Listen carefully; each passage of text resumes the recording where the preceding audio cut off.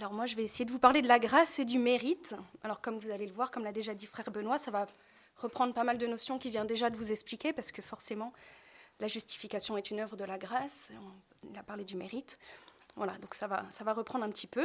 Et donc déjà, je pense que vous avez compris la question sous-jacente. Pourquoi est-ce qu'on a associé ces deux notions? Voilà, la grâce et le mérite. Alors, il y en a certainement qui sont plus visuels, je ne sais pas, en tout cas, comme disait frère Benoît, après le déjeuner, c'est plus compliqué. Alors, je vous ai un petit peu aidé, j'ai fait des dessins.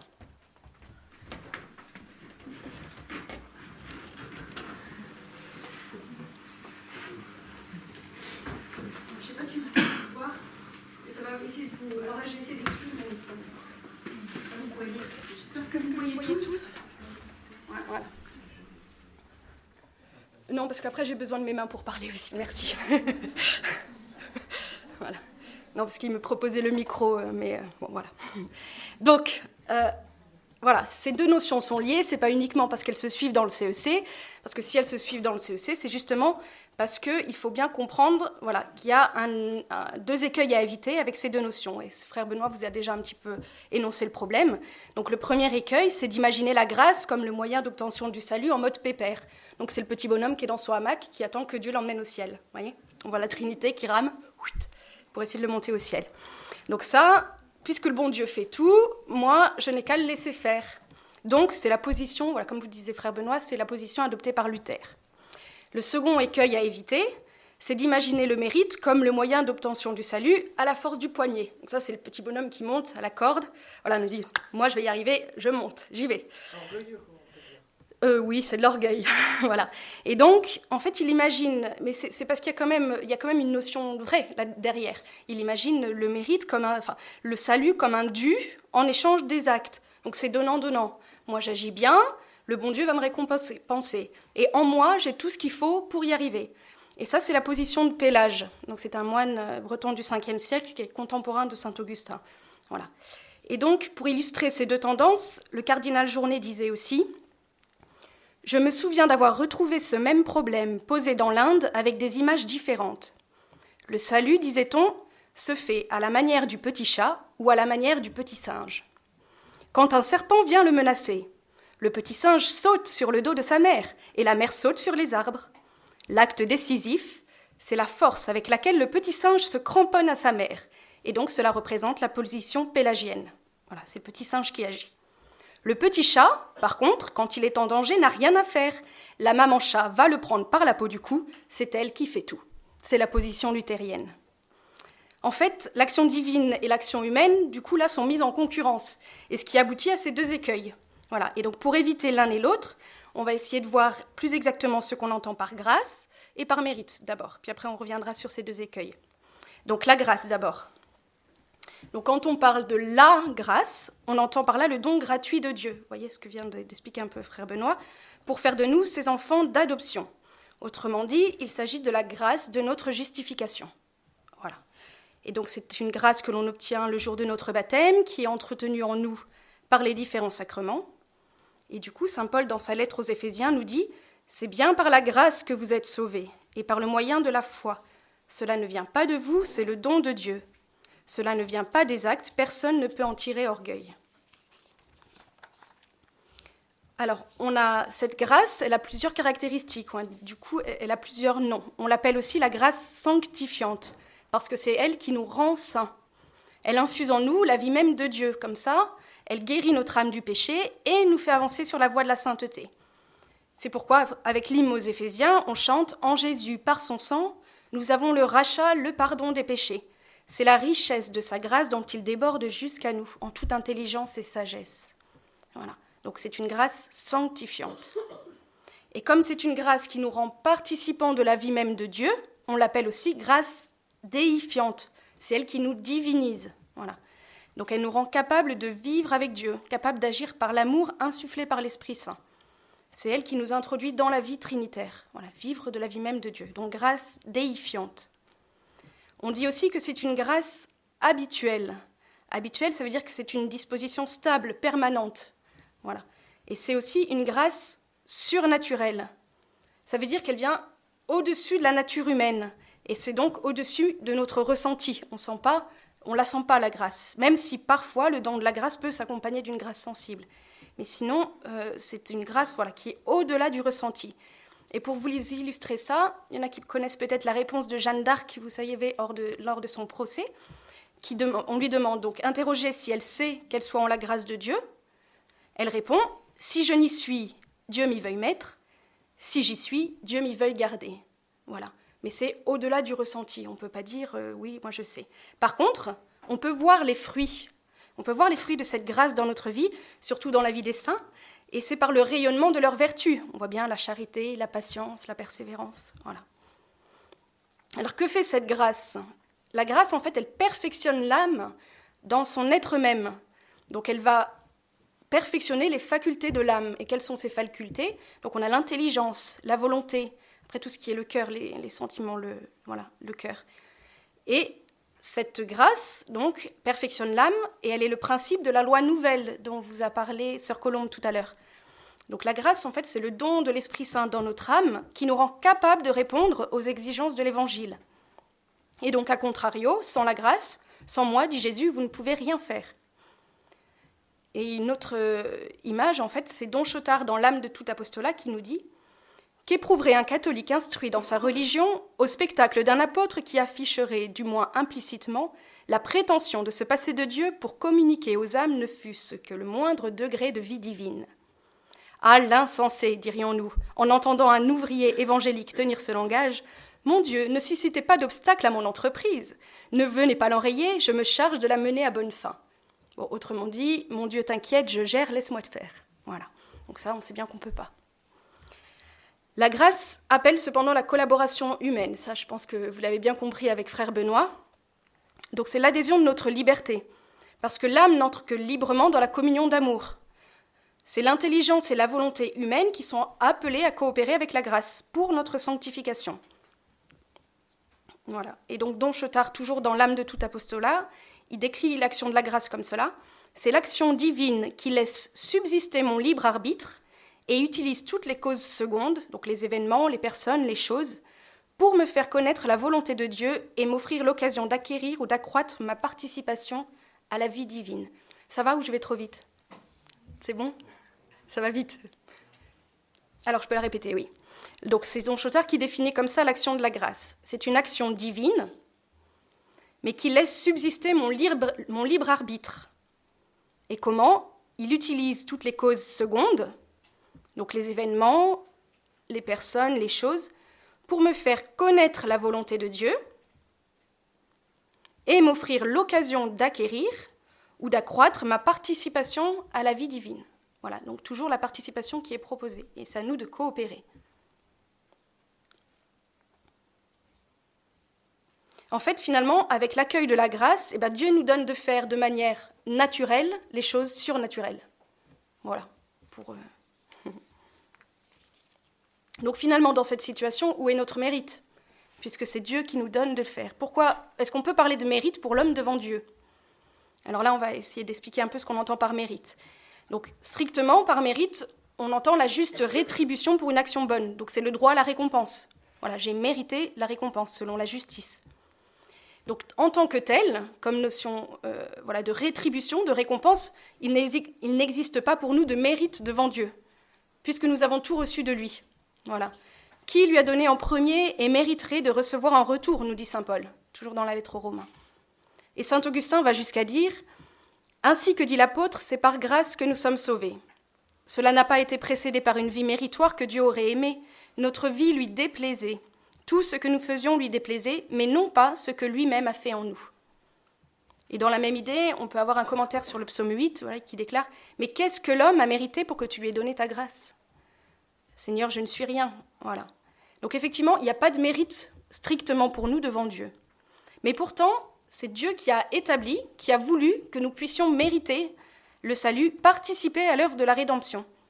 Donc il a voulu librement nous associer à l'œuvre de la rédemption. Et donc, pour cela, il a accordé un véritable mérite à nos actes. Et en plus, donc, il attend que nous accomplissions ces actes. Saint Paul nous dit, c'est Dieu qui nous a fait, il nous a créés dans le Christ Jésus en vue de la réalisation d'œuvres bonnes qu'il a préparées d'avance pour que nous les pratiquions. Voilà, donc c'est des actions, il attend que nous les faisions.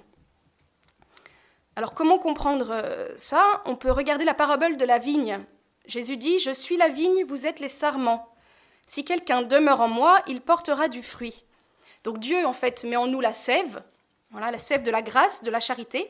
Et avec cette sève, il nous est donné de produire des actes bons, de charité aussi. Les actes toujours plus intenses qui seront comme des fruits qui ont un mérite devant Dieu. Donc finalement, notre mérite, c'est un droit par grâce, que déjà vous expliquait frère Benoît. Un droit par amour. Pour prendre une image, on peut imaginer, vous voyez, la maman qui fait un gâteau avec son petit garçon. Elle lui donne tout le mérite à la fin de la confection du gâteau. Pourtant, si on regarde bien, le petit garçon, il a cassé les œufs. Déjà, il a mis la moitié des coquilles dedans. Mais enfin bon, il a fait tout ce qu'il a pu. Voilà. Et à la fin, la maman donne tout le mérite de la confection du gâteau au petit garçon. Voilà. Et donc là, vous voyez bien, si l'action du fils est loin d'égaler celle de la mère, entre Dieu et nous, l'inégalité est sans mesure. Voilà. Et pourtant, Dieu nous donne le mérite. Voilà. Il accorde un certain mérite à nos actes. Voilà. Et donc dans le CEC, pour décrire ce mérite, voilà ce qui est dit. L'action paternelle de Dieu est première, par son impulsion, et le libre agir de l'homme est second, en sa collaboration. De sorte que les mérites des œuvres bonnes doivent être attribués à la grâce de Dieu d'abord, aux fidèles ensuite. Vous voyez, il y a bien les deux. Il y a la grâce de Dieu qui est première, et le fidèle ensuite qui agit. Mais il faut bien conserver les deux. Et donc, par rapport à cette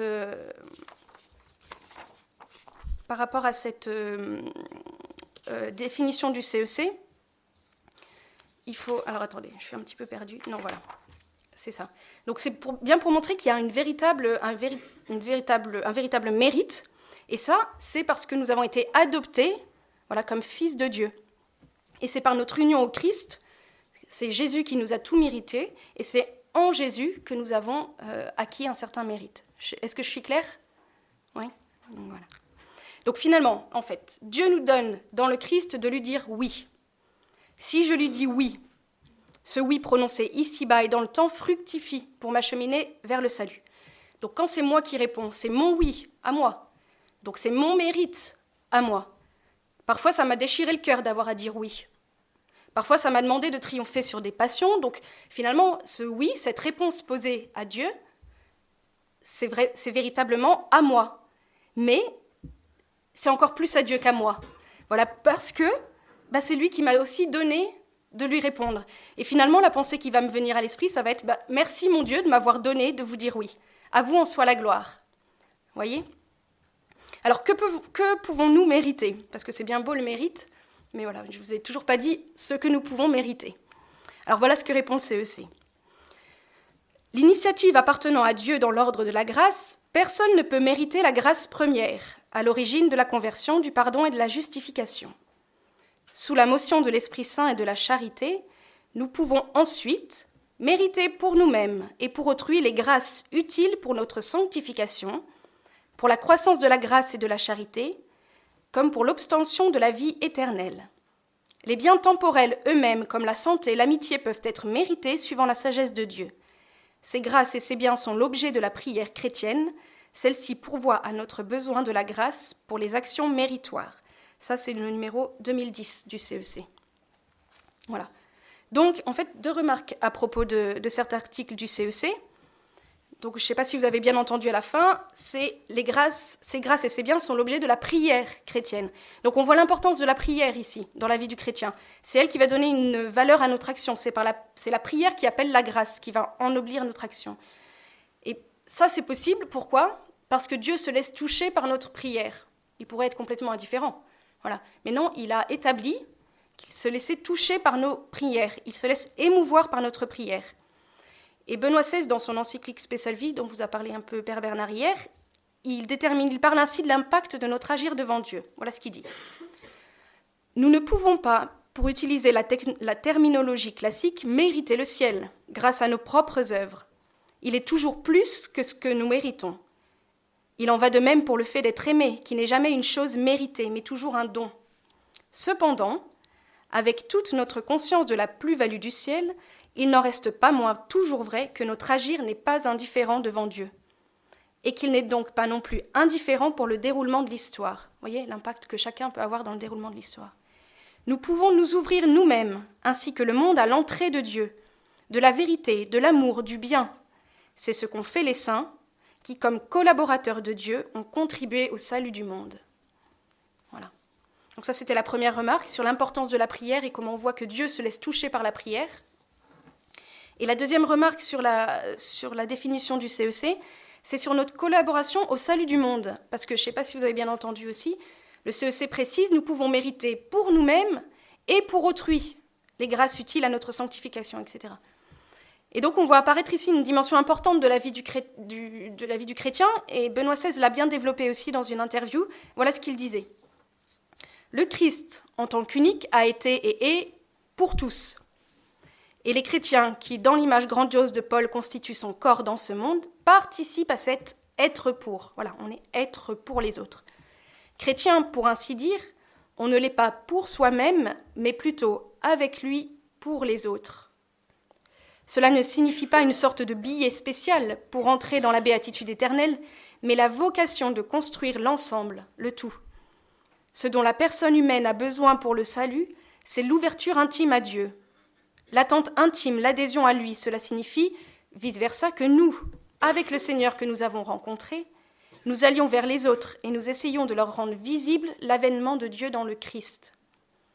Je ne sais pas, c'est clair toujours ? Oui ? Non. Et donc, bon, je continue, après ça va s'éclaircir. Voilà. Benoît XVI continue, il dit « Je pense », c'est une belle image, ça va vous éclairer, que dans la situation actuelle, ce que le Seigneur a dit à Abraham devient de plus en plus clair et compréhensible pour nous, à savoir que 10 justes auraient suffi pour permettre la survie d'une ville, mais que celle-ci se détruit elle-même dans le cas où ce petit nombre de justes n'est pas atteint. Voilà, je pense que ça vous éclaire un petit peu. Finalement, quelle est la mission du chrétien ? C'est pas tellement pour lui qu'il est chrétien, mais c'est essentiellement aussi pour les autres. Et parce que, vous voyez, Dieu a dit, voilà, il a répondu à la demande d'Abraham, s'il reste 10 justes dans la ville, non, je ne la châtierai pas. Et il n'y avait pas ces 10 justes. Ça veut dire que nous devons être ces 10 justes qui sont là pour sauver le monde, pour sauver les autres aussi. On n'est pas chrétien pour soi, on est chrétien pour les autres. Voilà, on doit, ce que disait Père Bernard quand il évoquait les 2 chants hier que le Père aimait faire chanter, « Je n'ai qu'une âme qu'il faut sauver » et « Des milliers d'âmes sont à sauver ». Vous voyez, cette double, il ne faut pas oublier ça aussi. C'est une dimension importante du mérite. Voilà, on peut mériter pour les autres. Et ça motive. Voilà, on se dit, j'ai quelque chose à faire, j'ai une mission. Voilà, je ne sais pas. C'est plus clair comme ça ou pas ? Oui. Allez, donc je vais essayer de conclure du coup sur la dynamique de la grâce et du mérite, pour revenir donc à ces 2 écueils qu'il faut éviter. Donc, en bilan, on a vu que la grâce, c'est le don premier et gratuit. Et cette grâce doit susciter en nous les œuvres. C'est ce que disait tout à l'heure frère Benoît, en citant Saint Jacques, en fait. Il dit « Comme le corps privé de souffle est mort, de même la foi sans les œuvres est morte. » Voilà, donc la grâce doit susciter en nous les œuvres, et c'est ce à quoi Luther s'opposait fortement, comme vous le verrez tout à l'heure. Donc finalement, le Seigneur, il nous dit « Remue-toi », mais non pas en t'appuyant sur tes propres forces, parce que ça serait décourageant et stérile, mais sur ma grâce. Autrement dit, aide-toi et le Seigneur t'aidera. Ça, en général, tout le monde comprend. Voilà. Mais finalement, c'est une question d'amour. On voit qu'il n'y a pas une opposition. C'est l'amour fou de Dieu qui déborde jusqu'à nous. En fait, ce n'est pas une opposition. Ce qu'on voit, c'est que c'est plutôt une dynamique. L'amour de Dieu qui déborde, qui vient sur nous et qui appelle notre réponse. Et cette réponse, si elle était simplement la petite réponse de l'homme, ce ne serait pas grand-chose. Mais Dieu lui-même lui donne le mérite, il l'ennoblit et lui donne d'avoir ce pouvoir, en fait, cette collaboration au salut. Voilà. Donc, vous voyez, c'est plutôt une dynamique à obtenir. Il ne faut pas faut pas opposer les 2 notions, la participation de l'homme et la participation de Dieu. Donc, pour revenir aux 2 positions, donc l'erreur, c'est de vouloir opposer l'action divine et l'action humaine. Vous voyez les deux images. Et voilà ce que dit le cardinal Journet. D'une part, on veut exalter la volonté humaine, la grandeur de l'homme qui est un être libre. Ça, c'est la position de Pélage. D'autre part, on veut exalter la toute-puissance de Dieu. Et c'est la position de Luther. Ces thèses nettement contraires proviennent d'une confusion initiale. Elles s'opposent comme des frères ennemis qui pourtant sont de même sang. Quelle est l'erreur ? commune à l'une et à l'autre. C'est de penser que l'action divine et l'action humaine se chassent l'une l'autre. Ou bien c'est l'homme qui fait l'acte bon, alors ce n'est pas Dieu. Ou bien c'est Dieu qui fait l'acte bon, alors ce n'est pas l'homme. On vous demande de choisir, or c'est précisément ce qui est faux. Car qui fait l'acte bon? C'est précisément Dieu et l'homme. Donc ces actions, pourquoi? En fait, il ne faut pas les opposer parce qu'elles ne sont pas sur le même plan. L'action humaine est subordonnée à l'action divine. Vous voyez, c'est toujours Dieu premier, hop, qui donne d'agir à l'homme, et puis tout remonte à Dieu. Voilà. Donc en fait, ce n'est pas un équilibre qu'il faut trouver entre les deux notions, mais c'est plutôt une dynamique dans laquelle il faut qu'on entre. Voilà, la dynamique de la grâce et du mérite. Et comment? Eh bien, par Jésus, en Jésus et avec Jésus. Et donc c'est pour ça qu'on comprend bien pourquoi saint Paul termine l'hymne aux Éphésiens par ces mots. Il nous dévoile ainsi le mystère de sa volonté, selon que sa bonté l'avait prévu dans le Christ, pour mener les temps à leur plénitude, récapituler toutes choses dans le Christ. Voilà, en Jésus, par Jésus, avec Jésus. Celle du ciel et celle de la terre. Et donc pour conclure, on peut écouter Mère Marie-Augusta qui nous redit « Mes enfants très chers, méritez, méritez. Aimez notre Seigneur comme il nous aime, d'un amour grand, généreux, d'un amour de croix. Offrez, offrez vos cœurs, brûlez, brûlez de l'amour et du zèle.